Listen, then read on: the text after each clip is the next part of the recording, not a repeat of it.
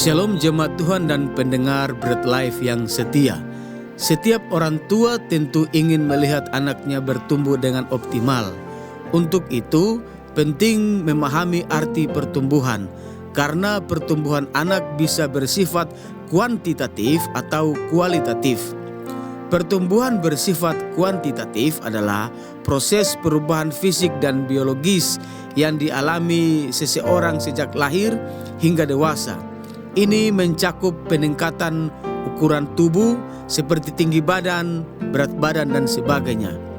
Pertumbuhan bersifat kualitatif adalah proses bertahap yang mencakup peningkatan kemampuan emosional, sosial, motorik, bahasa, dan perilaku. Begitu pula dengan gereja. Bapa di sorga ingin semua gereja sebagai tubuh Kristus mengalami pertumbuhan, baik pertumbuhan secara kuantitatif atau kualitatif.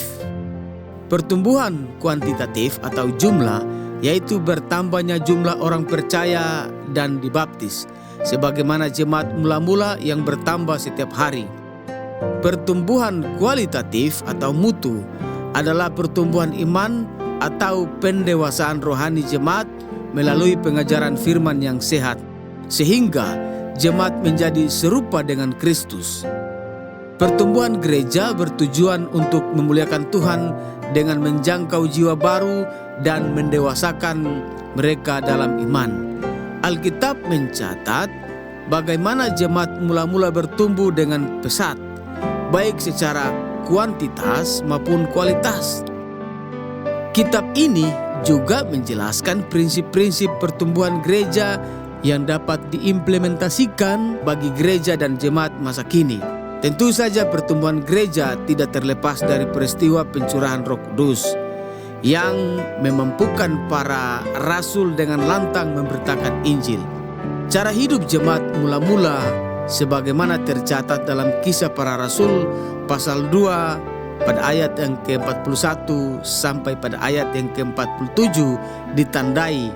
Yang pertama, bertekun dalam pengajaran rasul-rasul, dan doa jemaat mula-mula memiliki komitmen yang tinggi untuk belajar firman Tuhan dan berdoa bersama setiap hari. Menjadikan doa sebagai nafas kehidupan. Yang kedua, persekutuan yang erat. Mereka tidak hanya berkumpul di bait Allah, tetapi juga dari rumah ke rumah. Maka mereka dengan gembira dan tulus hati. Yang ketiga, kasih yang sejati.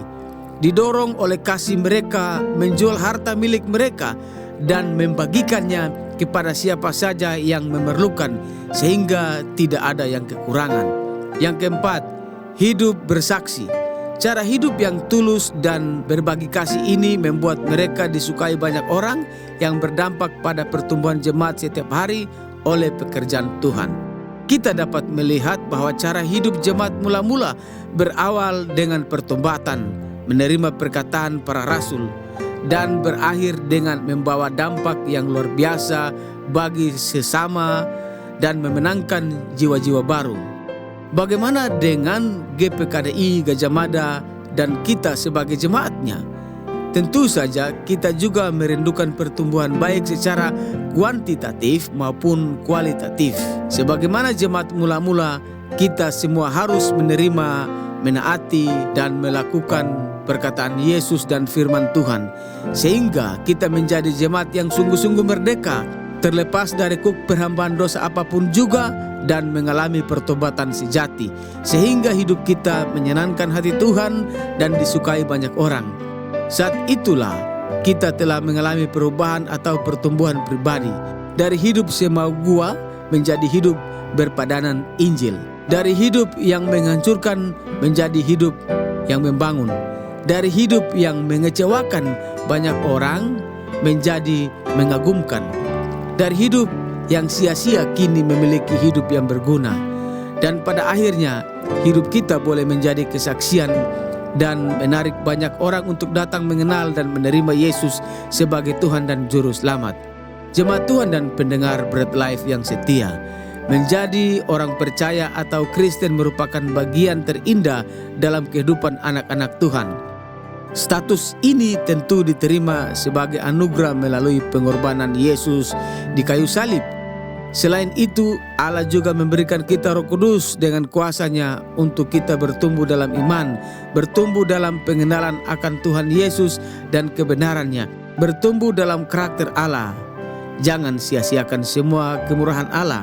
Mari kita berubah dan berbuah, sehingga GPKDI Gajah Mada mengalami pertumbuhan kualitatif dan kuantitatif. Salam sehat rohani dan jasmani. Tuhan Yesus memberkati. Amin.